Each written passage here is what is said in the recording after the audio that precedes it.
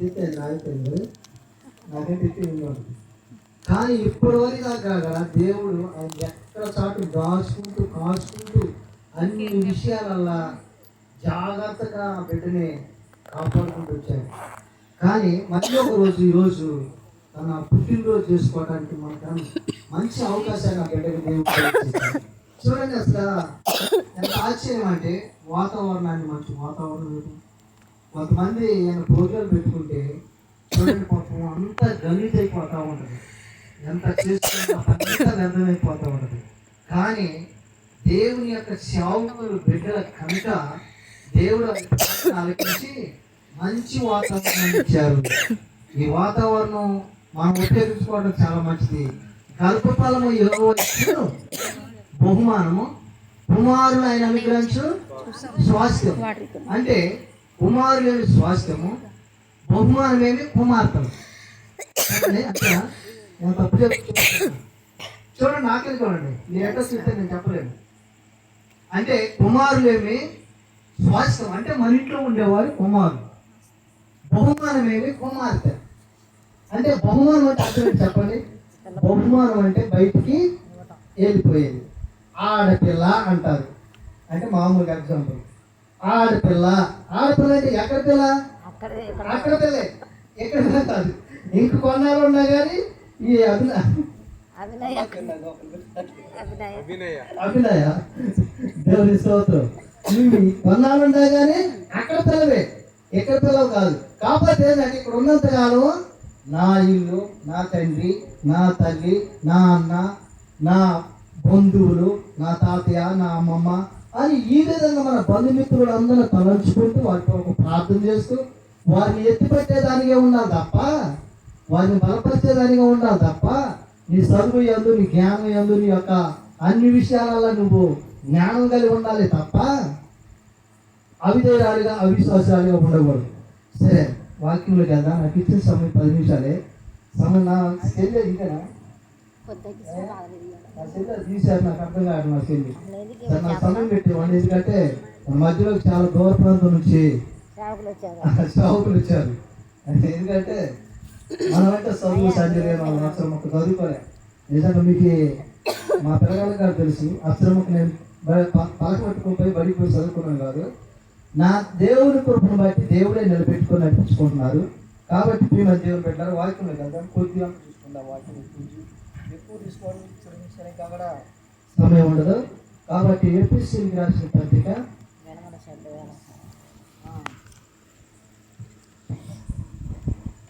6వ అధ్యాయము మొదటి నుంచి చూసుకుందాం. పిల్లలారా ప్రభువునందు, ఏంటంటే పిల్లలకి ఇది పెద్దవాళ్ళ కాదు, అలా పెద్దవాళ్ళ కాదు వచ్చింది. పిల్లలారా ప్రభువునందు మీ తల్లిదండ్రులకు విధేయులైయుండుడి, మీ తల్లిదండ్రులకు విధేయులైయుండుడి, ఇది ధర్మమే. చూడండి, ఇక్కడ దేవుడు చెప్తున్నారు. దేవుడు వాక్యాన్ని ఎవరు చెప్తున్నారంటే పిల్లలారా. అంటే చూడండి, తల్లిదండ్రులు అంటే చాలా విలువైన వాళ్ళు. ఫస్ట్ దేవుడు, తర్వాత తల్లిదండ్రులు. ఏంటన్నారా బిడ్డలారా? ఫస్ట్ దేవుడు, తర్వాత తల్లిదండ్రులు. ఎందుకంటే చూడండి, గర్భఫలం చాలా విలువైంది. కొన్ని కోట్లు, ఒక్కొక్క మనిషిలో కొన్ని కోట్లు, అంటే కొన్ని కోట్ల విలువైనటువంటి కణాలు ఉంటాయంట. దేవుని స్తోత్రం గుర్తు చేశారు. కానీ ఇన్ని కణాలు ఉన్నా కానీ ఒక కణమే గర్భాన్ని ఏర్పరిచేది.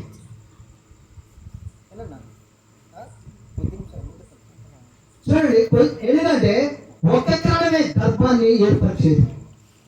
చూడండి, నా ప్రేమ దేవుడు పెట్టాలి. దానిలో దేవుడు ఆ గర్భాన్ని ఏర్పరిచి లోపల ఒక పుట్టుగా తయారు చేసి దానికి అన్ని ఏర్పరుస్తుంది, అవయవాలు అన్నీ ఏర్పరిచి ఆ లోపల ఉన్నటువంటి ఆ గర్భానికి, ఆ శిశువుకి ఎప్పుడైతే గర్భం ఏర్పడదో ఆ శిశువుకి ఏం కావాలో అన్ని దేవుడు సమకూరుస్తుంది. చూడండి, ఎంత ఆ ప్రాణాలకి ఎంత బాగుంటుందో చూడండి. దీన్ని బట్టి దావీదు ఒకసారి ఏమంటాడంటే, దేవా నన్ను సృష్టించిన విధానం చూడగా నాకు భయమును ఆశ్చర్యమును కలుగుతున్నాయి అంట. భయము ఆశ్చర్యం అంటారు. నిజమే నా ప్రేమ దేవుని పెట్టారు. ఒక్కసారి ఆలోచించండి. చిన్న ఈ మేసం ఇంటిగా ఒకరోజు ఊడి నాలుక మీద పడదు. దాని తడుగు అది నాలుక మీద పడ్డటువంటి మెలుకునే దేవుడు కలగ చేసిన నాలుగు. అవునా కదా? కదా, అది నోట్లోకి వచ్చినప్పుడు ఏదో పడ్డది అనేటటువంటి మెలుకుని కలగజేసిండు.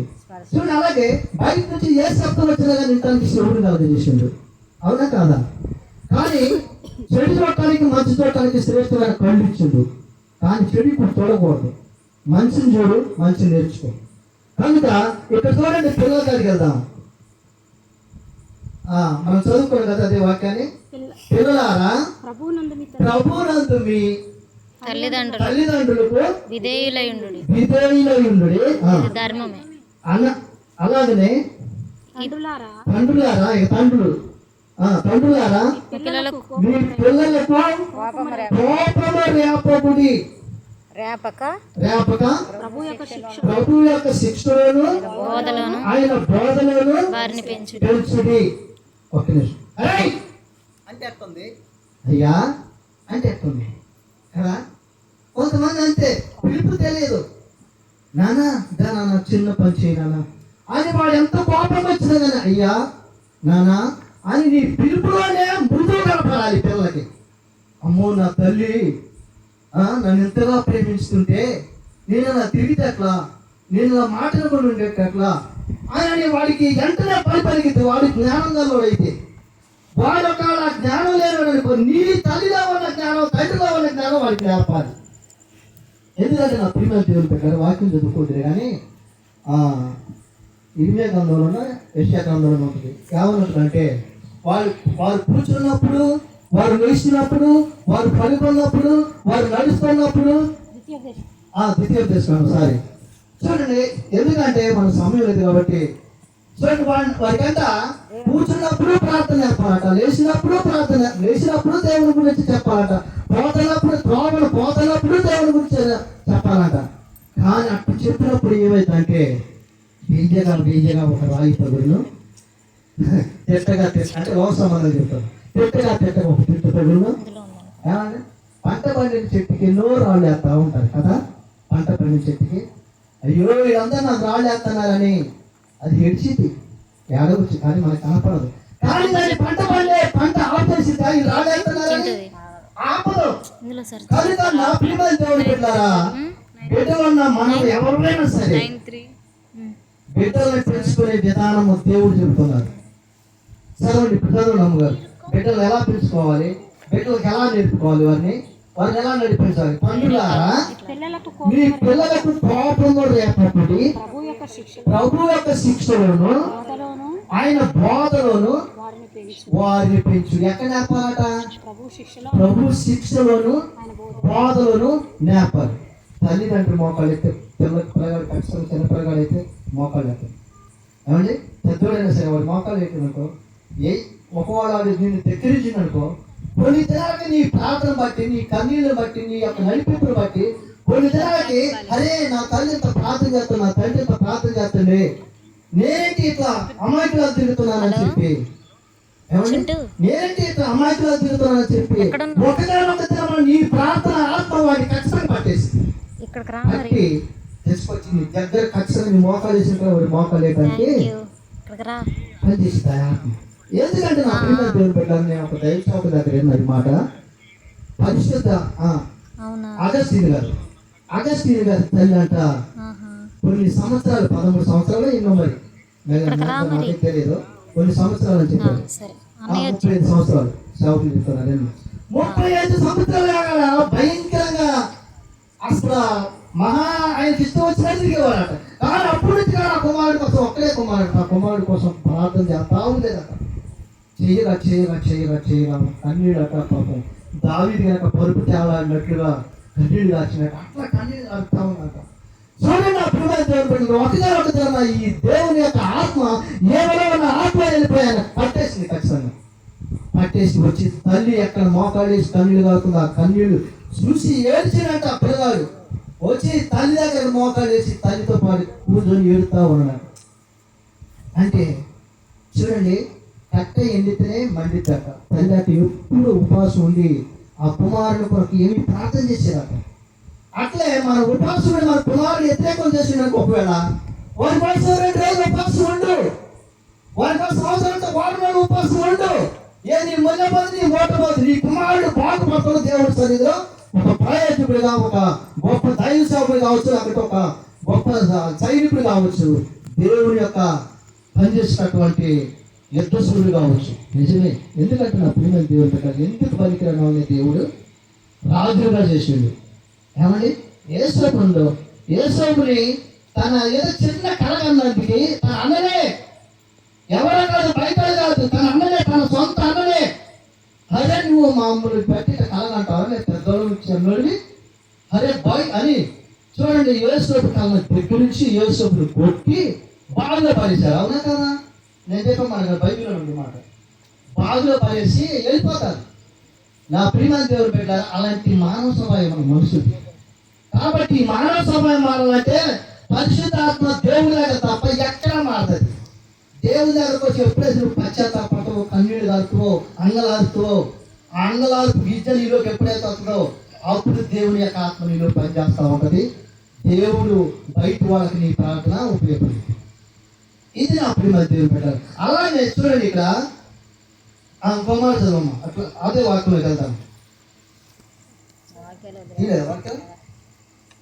దాసులారా అంటే తండ్రులు పోయింది, దాసులకి వస్తున్నా. దాసులారా యథార్థమైన హృదయమును కలవారై భయముతోను వణుకుతోను క్రీస్తునకు వలె శరీర విషయమై మీ యజమానులైన వారికి విధేయులయుండుడి. దేవుని స్తోత్రం కలుగును గాక.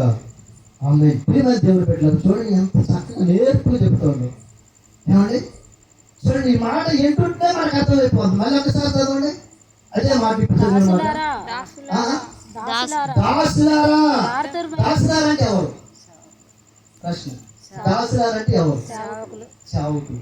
అంటే చావుకులకి మనం విధేయులమై, చావుకులకు లోబడి, చావుకులు చెప్పే మాట తీసుకొని, చావుకులు మరి ఎక్కడికి మమ్మల్ని అక్కడికి పోవటం ఏమంటే చేసిన వాడు ఖచ్చితంగా దేవుడికి చేసినట్టే. చావుకులు కాదు చేసేది, దేవుడికి చేసినట్టే. దేవుడు ఏర్పరచుకున్న సేవకుడు ఆయన.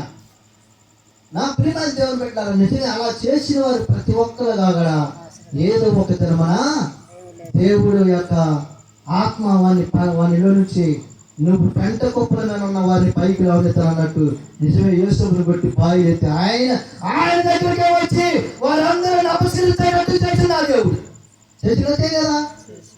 ఆయన దగ్గరికే వచ్చి వాళ్ళందరూ నమస్కరించి ఈయన పెట్టినటువంటి ఆహారాన్ని తీసుకొని వెళ్ళిపోయారు.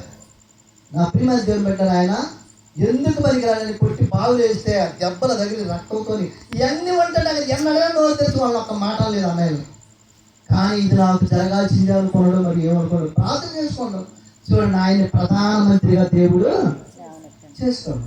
అట్లే మన మధ్యలో ఉన్న అభినయ నిజంగా నేను నీ పేరు పెట్టి కాల్చుగా నేను ఎన్నో పేరు బుద్ధి అంటా ఉన్నాను. చూడండి, అట్లా నువ్వు ఒక ప్రవర్తనీయురాలుగా ఉండాలి. నువ్వు ఒక ప్రవశించే బిడ్డగా నీ తల్లిదండ్రి కడుపులో నుంచి దేవుడు నేను ఏర్పడుతుంది. ఎందుకంటే నువ్వు చదివించింది ఎందుకంటే ఒక ప్రవశించేటటువంటి గొప్ప బిడ్డగా నువ్వు లేవనెత్తపడాలి. ఏమండి, ఒక తండ్రికి ఒక అంశం చెప్పి ముగిత టైం అయిపోతుంది. ఒక తండ్రికి 3 బిడ్డలు ఉన్నారట. అయితే ఆ తండ్రి అట తల్లి చచ్చిపోయిందంట. తండ్రి ఒక్కడే. అయితే కొన్ని దినాలు అయిన తర్వాత పాపం మా తండ్రి వారికి అన్ని విషయాలలో తెచ్చిపెట్టడానికి ఇబ్బంది పడుతూ ఒక యజమానుడి దగ్గర జీతం ఉన్నాడట. జీతం ఉండి ఆయన ప్రార్థనకు పోయేవాడట. జీతం చేస్తూ ఈ 3 బిడ్డల్ని తన చేతనైన వరకు చదివిస్తా ఉన్నాడట. అయితే ఆ సేవకుడు వచ్చి కానుంచి కాగడా, ఈ ప్రార్థనకు అలవాటు అయిన కానుంచి కాగడా, ఏ రైతు దగ్గర పోయినా కానీ ఆదివారం నేను ప్రార్థన అయితే పనికి రానండి అని చెప్పేవాడు. నువ్వు 5,000 ఎత్తనా 10,000 ఎత్తనా ఆదివారం నేను పనికి రానండి అని. ఏంటయ్యా వెంకయ్య ఎందుకు రావాలి ఆదివారం పనికి? చాలా మంది పోతారు, మీ ప్రార్థన పోయేవాళ్ళు కూడా అని చెప్పేవాడు. వాళ్ళందరూ పోయినా కానీ నేను రానయ్యాను వాడు.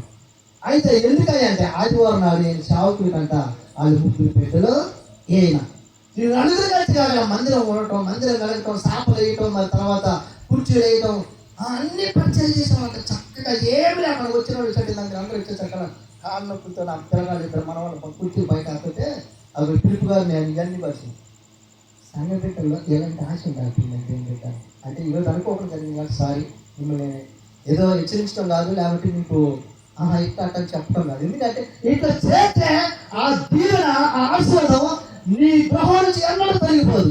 ఎందుకంటే చిటికలు మోస్తే దీవెన బయట వాక్యం కదా. దేవుని సన్నిధిలో చిటికలు మోస్తే దీవెన నమ్మి చూడండి. నా ప్రేమ దేవుని పెట్ట వాక్యం ఇక్కడ చూసుకొని ముగించుకున్నా. ముగ్గురు పెట్టాలి అట్లా గుర్తు చేసుకోవాలి.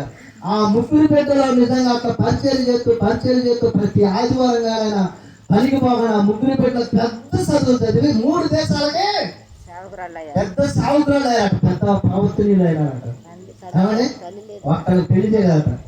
ముగ్గురు కాదు సావుకు పెద్ద అంటే ఒక దేశానికే సావుకురాలు అయినట్టుగా ఆలోచించట. అలాంటి సావుకురాలు అయినారట ఆ ముగ్గురు పెట్టలు. కానీ చూడండి, ఎందుకంటే అందుకనే పెంట గొప్పలు ఉన్న వారి పైకి రావనిస్తున్న మాట వారి మధ్య జీతం చేసి ఆ ముగ్గురు పెట్టలను చదివించిన దేవుడు పెట్టారు. ఏమండి, జీతం చేసి ఆ యజమానుడు ఏ యజమాని దగ్గరికి వెళ్ళాలని ఇట్లా అని చెప్తే ఆ ముగ్గురు పెట్టలను చూసి ఆ పరిసర ప్రాంతాలలో ఉన్న వాళ్ళందరూ కాగా ఆయన ఇందాక ఏదో పేరు చెప్తున్నారా, ఆయన కుమారులు ఇట్లా అని చెప్తే నిజంగా అందరూ వాళ్ళు పచ్చి అమ్మినట్టు మళ్ళీ అన్నిల నుంచి వచ్చినటువంటి వాళ్ళ దేవుడు అద్భుతంగా వాడుకుంటారు. ఎందుకంటే అన్ని జనుల నుంచి యెషయా గ్రంథం 61 వాక్యం ఉంటుంది, అన్యుల మధ్య నీ నామాన్ని గణపరుస్తున్నానని. ఏమండి, అట్లానే నా ప్రియమ దేవుడు పెట్టారా ఒక్క మాట చూసుకుంటాను. అదే వాక్యం కనిపించేయండి. యజమానులైన వారికి విధేయులయుండుడి, మనుషులను సంతోషపెట్టువారు చేయనట్లు కంటికి కనబడుటకే కాక క్రీస్తు దాసులమని ఎరిగి దేవుని చిత్తమును మనఃపూర్వకముగా జరిగించుచు మనుషులకు చేసినట్టు కాక ప్రభువునకు చేసినట్టు ఇష్టపూర్వకంగా సేవ చేయుడి. దేవుని స్తోత్రము కలుగును గాక. దేవుడు పెట్టారు. మన ఇంటి దగ్గర మందిరం ఉండేది కదా, దగ్గర 10-12 సంవత్సరాలు 13 సంవత్సరాలు మన ఇంటి దగ్గర మందిరం ఉంది. మీరు ఏమనుకోండి, దేవుని సన్నిధిలో పులిపేటం కాడండి, నిజం చెప్పినా నమ్ముతారు, అబద్ధం చెప్పినా నమ్ముతారు. కానీ సేవకులు వస్తున్నారంటే నిజంగా మాకు ఇది ప్రియమైన దేవుడు పెట్టారు. కచ్చి ఉనికిపోయేవాళ్ళు. ఏమండి, ఉనికిపోయి సేవకులు వచ్చేసరికి అలా పనంతా శుభ్రం చేసి అక్కడ పెట్టేది. అక్కడ పెట్టిన తర్వాత సేవకులు ఏం చెప్తారా అని చేతులు కట్టుకొని చూసేది, ఏం మాట చెప్తారా అని. చూడండి, తెల్లవారుజామునే నా ప్రియమైన దేవుడు పెట్టారు. తెల్లవారుజామునే 4 గంటలకు కలిసి 5 గంటలకల్లా అయ్యగారు ఫోన్ చేసి ఇట్లా సంగతి అని చెప్తే ఈ వైరా చెరువు కాడికి వచ్చి ప్రతి వైరా చెరువు కాడికి వచ్చి ఒక రోజు అప్పుడు ఎక్సెల్ బండి నాది. పాపం రాబట్టయ్య గారు నేను దేవుని మైండ్ కూడా చెప్తున్నా. రాబట్టయ్య గారు నేను ప్రకాశం దొరికితే పెద్ద చేపని ఒక 2 కేజీలు కానీ 3 కేజీలు కానీ 4 కేజీలు కానీ ఎంతైనా సరే పెద్ద చేపను తీసుకోనండి అని చెప్పారు. చూడండి, నా ప్రియ దేవుని పిల్లరా, భయంకరమైన శల్యప్పుడు ఆ శల్య బండేసుకొని వస్తుంటే నేను గజ ఉడుకుతా ఉంటే అప్పుడు పాపం నా తమ్ముడు రాబట్టయ్య గారు, అన్నా నేను దోస్తానన్నా అని చెప్పి ఏం చేసి చూడండి, ఆ బండి తీసుకొచ్చి ఆ చావుకులకి దాన్ని తీసుకెళ్ళి దాన్ని కట్టేస్తూ ఇంటికి తీసుకుపోయి దాన్ని చక్కగా చేపించి ఎంతమంది 6-7 చావుకులు తీసుకొచ్చారు. వారందరి కలిపిన ఆహారం పెట్టించి సంతోషం పంపించారు. అప్పుడు మీటింగ్ జరుగుతున్నాయి. మీటింగ్ హైదరాబాద్ నుంచి జ్ఞానకళంజయ గారు వచ్చారు. జ్ఞానకళంజయ గారు అంటే మన అంటే హైదరాబాద్కి మన సాహసం తరఫున అంటే ఏం సాహసం తరఫున పెద్ద సేవకులు. కనుక నా ప్రియమైన దేవుడు పెట్టారు. అట్లా చేసిన సేవ దేవుడు ఒకగానొక మన నిన్నైనా నువ్వైనా ఎవరైనా సరే నేనైనా ఆయన మర్చిపోయే దేవుడు కాదు. కనుక నా ప్రియమైన దేవుడు పెట్టారా, ఈ వాక్యం చూడండి ఎంత చక్కగా ఉందో. ముగించుకుందాం అమ్మా. ఇంకొక మాట చదువు ముగించుకుందాం. యజమానులారా ఆ యజమానులారా మీకును వారికిని యజమానుడైన వాడు పరలోకమందున్నాడనియు ఆయనకు పక్షపాతం లేదనియు ఎరిగిన వారై వారిని బెదిరించుట మాని ఆ ప్రకారమే వారి ఎడల ప్రవర్తించుడి. చాలు చాలు, ఈ మాట కోసం చదివించండి. అట్లా మనం ప్రవర్తించి దేవుని చిత్తానుసారంగా మనం చేసినప్పుడు ఖచ్చితంగా నువ్వు ఏ స్థితిలో ఉన్నా సరే, ఎక్కడ పడిపోయిన స్థితిలో ఉన్నా సరే, దేవుడిని ఖచ్చితంగా లేవనెత్తున్నప్పుడు దేవుడు పెట్టారా. అలాగనే మా అభినయని అభిషేక్ని దేవుడు దీవించి ఆశీర్వదించిన గాక. ఎన్ని 21 సంవత్సరాలు 22 సంవత్సరాలు 22లోకి వస్తున్నాం అంటేనా. దేవుడు 21 సంవత్సరం పాతది గతించిన సమస్తము క్రొత్తమైన ప్రతి సంవత్సరం ఇలాగా పుట్టినరోజు జరిగించుకున్నాను గాక. ఆమేన్. చిన్న ప్రార్థన చేసుకుందాం. ప్రేమ దేవుడు పెట్టారు వాక్యాన్ని బట్టి చిన్న ప్రార్థన చేసుకుందాం. పరిశుద్ధుడా, ప్రేమ కలిగిన తండ్రి, మీ పాదాలు పొందినాలు స్థితిగా నిజమే తండ్రులారా, మీ కుమారునికి నాయన ప్రేమను భక్తిని నేర్పమని నా తండ్రికి మీరు రక్షించినారు. అలాగే తల్లిదండ్రులకు లోపడి విధేయుగా ఉండని బిడ్డలకాడు నేర్పినారయ్యా తండ్రి. అలాగనే మేము కాగా అలాగనే నీ సన్నిధిలో మేము నీ బిడ్డలు నా ప్రభువా, నీ సన్నిధిలో భయం కలిగి భక్తి కలిగి అనేకులకి మాదిరిగా మీకు నయమకరంగా జీవించే జీవితాలను మాకు దయచేయమని, మమ్మల్ని చూసి చిన్న బిడ్డలు అందరూ నేర్చుకొని వారు మీ రాజ్యం కొరకు సిద్ధపడి అనేకులు సిద్ధపరిచేవారిగా ఉన్నట్టుగా మీ కోసం మాకు దయచేయమని, మా మధ్యలో నేను ఎంతో ప్రేమ తీసుకొచ్చినాను ఆయన అభిషేకం కావడం.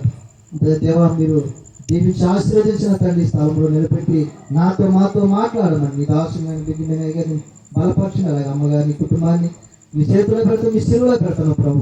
దినదినం తండ్రి ఇలాగా ఆయన అనేకమైన ఆత్మ కోసం ప్రయాసపడతా ఉన్నారు ప్రభు. నందు ఈ ప్రయాసంగానే అర్థం కాదని మీరు చెప్పిన మాట మీ బిడ్డల పట్ల నెరవేర్చమని ఈ చిన్న వాక్యాన్ని దీవించి ఆశీర్వదించి నా తండ్రి 30 20 నా తండ్రి ఇంకా అభివృద్ధి పొందినట్లుగా ఎన్న వాక్యాన్ని ప్రతి ఒక్క రోజైనా ముద్రించుకునే కృప దయచేయమని యేసు నామములో అడుగుచున్నాను తండ్రి. ఆమేన్.